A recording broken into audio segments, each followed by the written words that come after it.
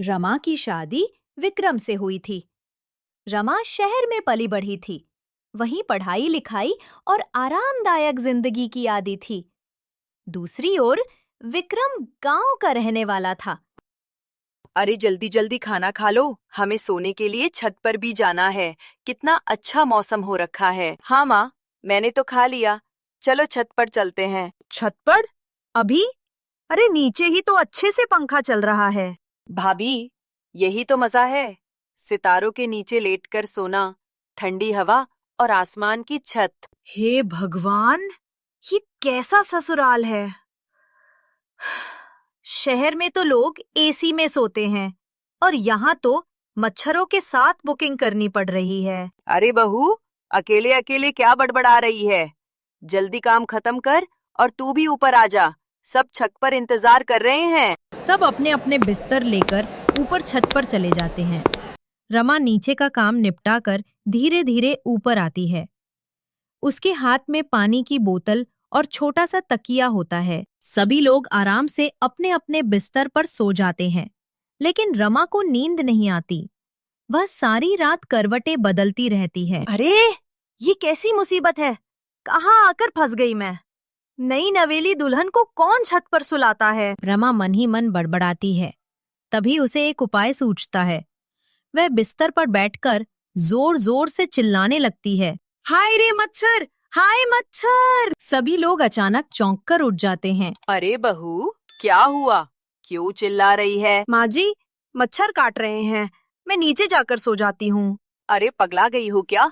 बिजली का बिल क्या तुम्हारा बाप देगा? तभी रमा का ससुर आगे बढ़कर कहता है। अच्छा अच्छा, रुको बहू, मैं अभी कॉइल लगा देता हूँ।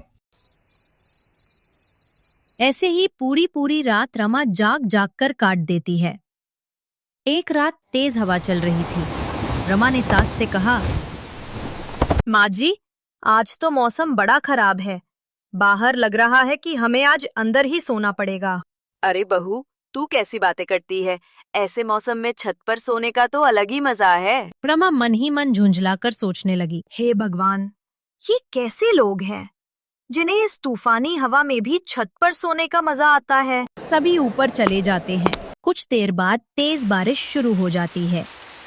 रमा घबराकर बोल उठती है। अरे माँ जी, जल्दी चलो, बारिश हो रही है। अरे भाभी, आप भी ना रोज रोज रात को नींद खराब कर देती हो। मजा तो इस बारिश में ही है। चुपचाप सो जाओ और हमें भी सोने दो। रमा मन ही मन बड़बड़ाती है। ये कैसा परिवार है? नीचे सोना तो इनकी डिक्शनरी में है ही नहीं। मैं कहाँ फंस गई? लेकिन नहीं, मुझे कुछ तो करना ही पड़ेगा। कुछ दिन इसी तरह निकल जाते हैं। रमा ऊपर न सोने के बहाने ढूंढती ही रहती है। कभी वो चुपके से अपनी ननद पर छिपकली फेंक देती है, तो कभी अपनी सास पर मेंढक छोड़ देती है। लेकिन उसके ससुराल वालों पर इन बातों का जरा भी असर नहीं होता। वे सब हंसते रहते हैं और कहते हैं, अरे बहू, छत पे सोने का मजा ही कुछ और है। हे भगवान, ये कैसे लोग हैं? अब तो मुझे कोई बड़ा कदम उठाना ही पड़ेगा। एक दिन रमा ने तय कर लिया कि अब उसे कोई नया नाटक करना होगा। सुबह तड़के ही वो चुपके से उठ गई और घर का सामान अस्त व्यस्त कर दिया। अलमारी खोलकर सारे कपड़े नीचे गिरा दिए, बर्तन इधर उधर फैला दिए। इतना सब करने के बाद रमा धीरे धीरे छत पर चली गई और वहीं जाकर सो गई, जैसे उसे कुछ पता ही ना हो। सुबह जब घरवाले उठे तो नजारा देखकर दंग रह गए। अरे, ये सब किसने किया? कपड़े नीचे कैसे गिरे? घर का हाल तो किसी चोर जैसा कर दिया है। पर ये कैसे हो सकता है? दरवाजा तो अंदर से बंद था। चोर अंदर आया कैसे? शायद वो हमारे बाथरूम की खिड़की से आए होंगे। खिड़की थोड़ी बड़ी है और खुली हुई भी रहती है। हाँ, लेकिन सबसे अजीब बात तो ये है कि चोर आए और कुछ चुराया ही नहीं। बस कपड़े और अलमारियां खुली है। न पैसे चोरी हुए, न गहने। ऐसा कौन सा चोर होता है? कहीं ऐसा तो नहीं कि चोर पहले तहकीकात करने आए हों कि घर में कौन सा सामान कहाँ रखा है?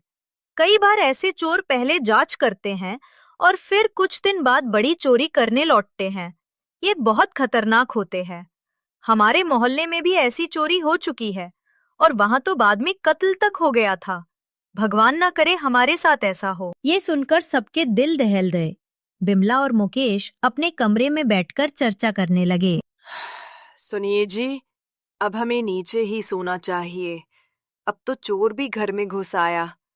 अगर कल को चोरी हो गई और नुकसान हो गया तो ये तो लाखों का घाटा होगा। हाँ बिमला, तुम सही कहती हो। अब जोखिम लेना बेवकूफ़ी होगी। कुछ पैसे की बचत के लिए हम जान और चैन दांव पर नहीं लगा सकते। उस रात जब रमा फिर से छत पर बिस्तर लगाने जा रही थी, तभी पीछे से उसकी सास ने आवाज दी। अरे बहू, कहाँ जा रही हो? अब से हम नीचे ही सोएंगे। क्यों माँ जी? अभी तो छत पर सोने का मजा आने लगा था। बहू, ये मजे के चक्कर में हम अपना नुकसान नहीं कर सकते। अब से सब नीचे ही सोएंगे। रमा के चेहरे पर मुस्कान तैर गई। उसने मन ही मन सोचा, आखिरकार मेरी मेहनत रंग लाई। अब तो चैन की नींद आएगी। उस दिन के बाद से सचमुच पूरा परिवार नीचे ही सोने लगा।